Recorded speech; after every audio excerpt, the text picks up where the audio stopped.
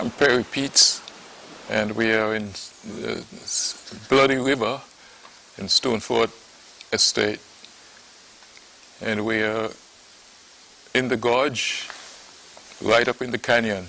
We are not at Bloody Point. We are in Bloody River, approaching the massacre area where the Caribs were massacred by the French and the British. I know a lot about Bloody River. Bloody Point is the promontory at the beach, at the shoreline. But Bloody River is what I know. They said it's called Bloody River because when the Caribs were slaughtered here, the river ran blood for 7 days. And when I was brought here for the first time, they were telling me if I look carefully, I can still see blood stains on the stones. So I know this is Bloody River, and that's how I know it. Bloody Point does not begin to tell the story. I think they gave the Caribs such a bad rap.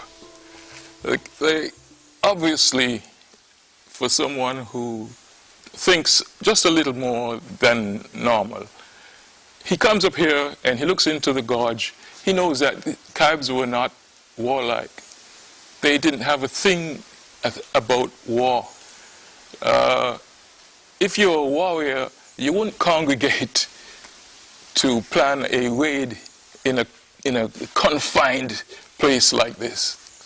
But you can understand why they came here. The place is inspirational. It must have been a spiritual motive that drove them here. So when you come here and you experience it yourself, and then you read in the books something totally opposite, it makes you begin to wonder what kind of world you live in. Who are the people who write these books? So I know this place has fired me and made me look deeper and stop just being satisfied with what is written in books. So this place has a lot to do with who I am today. I realized that the Caribs had nothing to do with war. If they were warlike, they knew these hills much better than the French and the English. They knew this place. It's where they lived. And so they could have ambushed and outsmarted and outmaneuvered and killed them off. I'm sure that the English and the French could not have settled without the help of the Caribs. And in 2000, there was this visit by the Caribs from other places during the Carib Festa, and I sat and I listened to them talk. And it was exactly what I thought. Exactly what I thought. They knew nothing. The war had nothing. There was nothing about war. In fact, they even said there was nothing about no woman betraying nothing. And then I realized that our culture, or the culture that we have inherited, they look down on women. And so that is why they would say a woman did that. It's because of the culture that we were channeled through. And so it's helpful for me to in like positioning myself, gaining my place in the world, that I come here very often, not as much as I used to, but I learn a lot from being here. And I understand too that people before me, like Sir Probin Innes and others, would come here to study. Well, I didn't know that when I used to come here. But I understand now why. Yeah. Challenges has produced quite a number of leaders, national leaders. As just mentioned, Sir Providence, his brother Vincent, Edward Hughes, who became chief of police. There's a matron Welch, Bronte Welch, and even now the Minister of Sport, Glenn Phillip, is from this area. Dr. Charles Warner, he also studied in this. So the spirit of resilience and self-reliance that has characterized Challengers. Challengers is known to be independent, but I don't think that's the correct word. Because we are kind of isolated from other villages, and so we were very interdependent. So I think resilience and self-reliance would be a better and self-sufficiency would be better words to describe us. The Caribs, when they were here in 2000, said that they escaped from a beach, and that's where we talk about Bloody Point. There's a bay down at Challengers.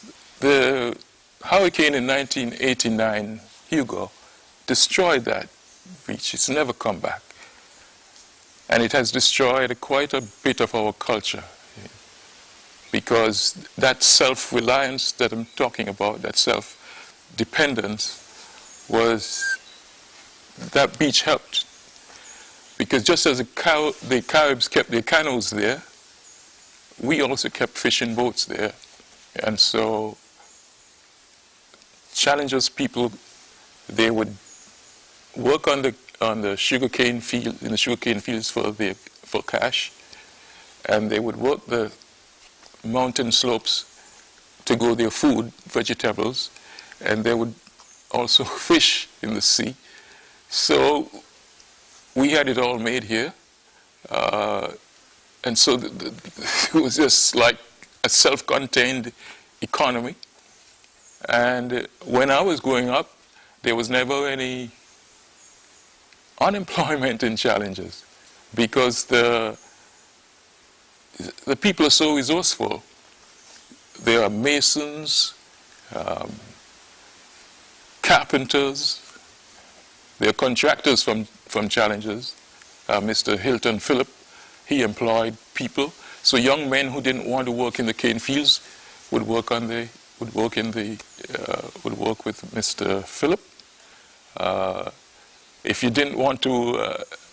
And then the trains, sugar trains passed through Challengers, and the road passed through Challengers, and the shipping lanes passed through Challengers, and all the planes passed through above Challengers, and so we understood everything.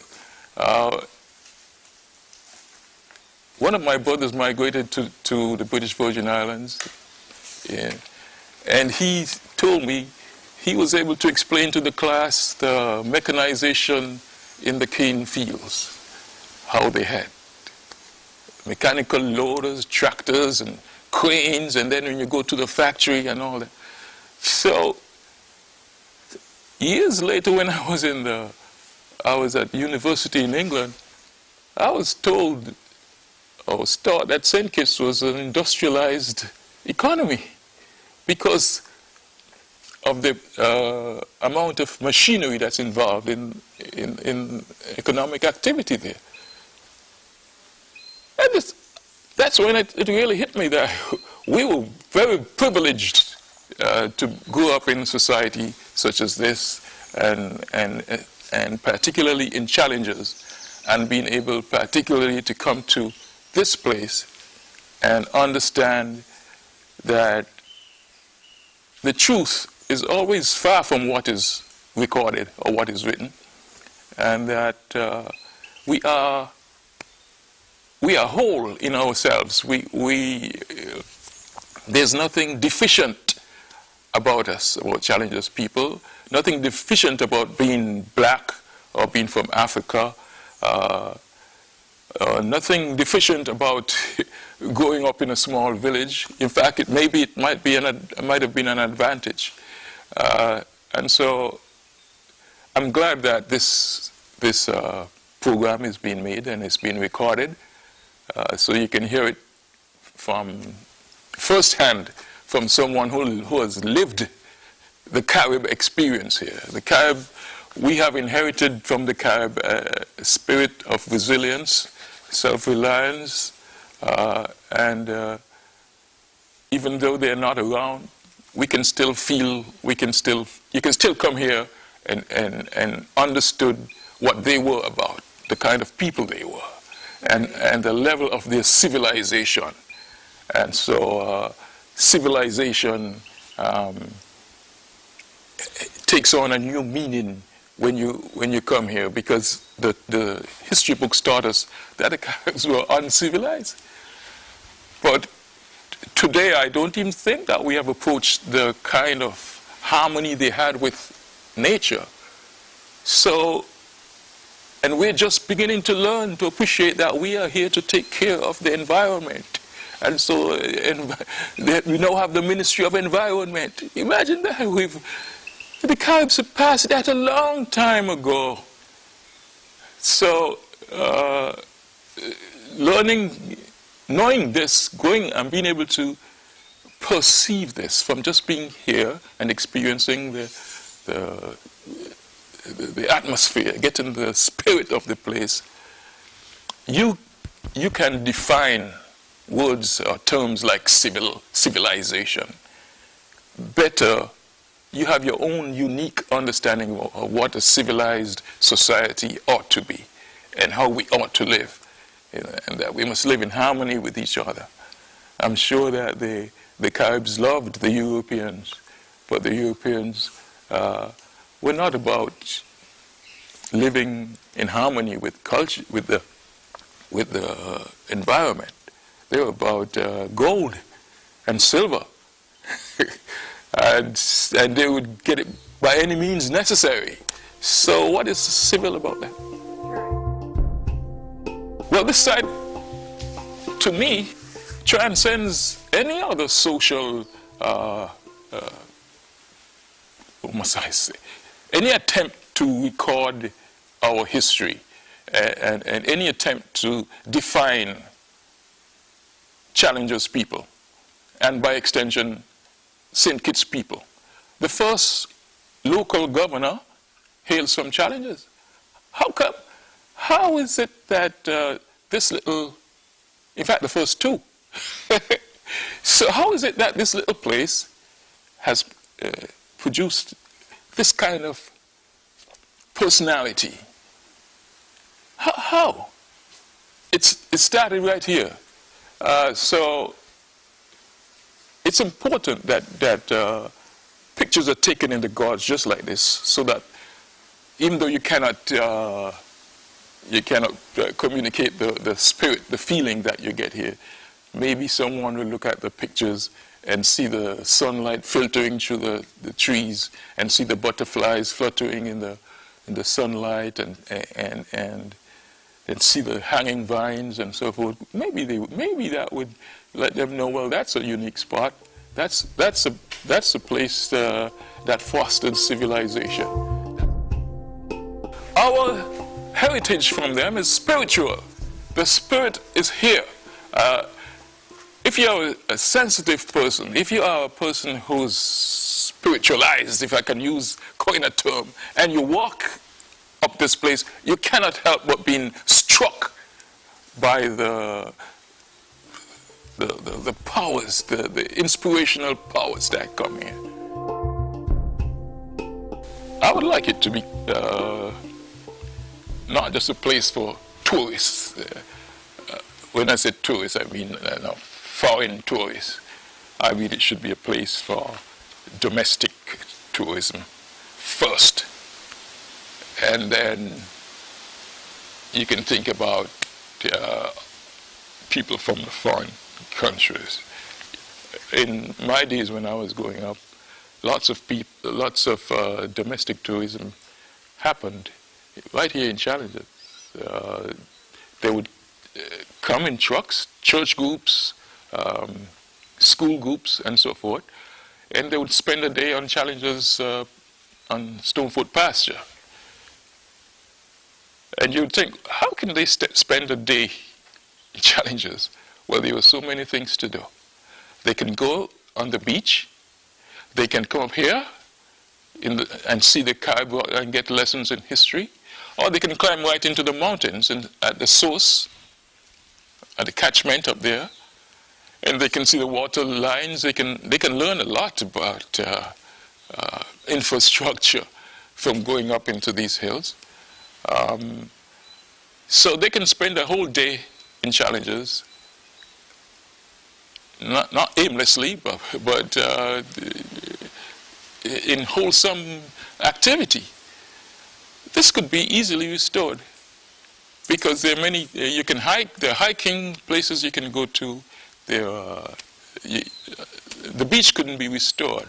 I've often said that we should put the beach back in because the Carib story about how they escaped from the beach, from Challenges, you wouldn't be able to understand it unless there was a beach. Besides, Challenges people are seafaring people. When we were growing up, it would be very shameful for a boy not to be able to swim. I learned to swim well before I was 10 years old. And so that is gone because the beach is gone. So we do not have fishermen from Challenges anymore. So it's not just the beach that has been eroded, it's a whole part of our heritage and our identity and who we are. And so when the tourist ships come, and we can't take tourists out on the sea. We can't offer them some of what is available on the sea here in Challenges. That is gone. And if we're into tourism and we can't see that it's important to put the beach back in, it just takes a few rocks on the headland. And what that would do too is also curb the erosion from the sea of the play field, of the football field, because it is being eroded. Columbus, they say he was the first European to arrive here. Before my time, I think they used to use the word discover, but in my time, he was just one of the people who came.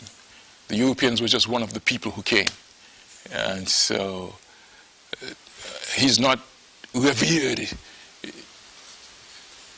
I do not revere him or people in my generation, maybe as much as Emile would, or the generation before me.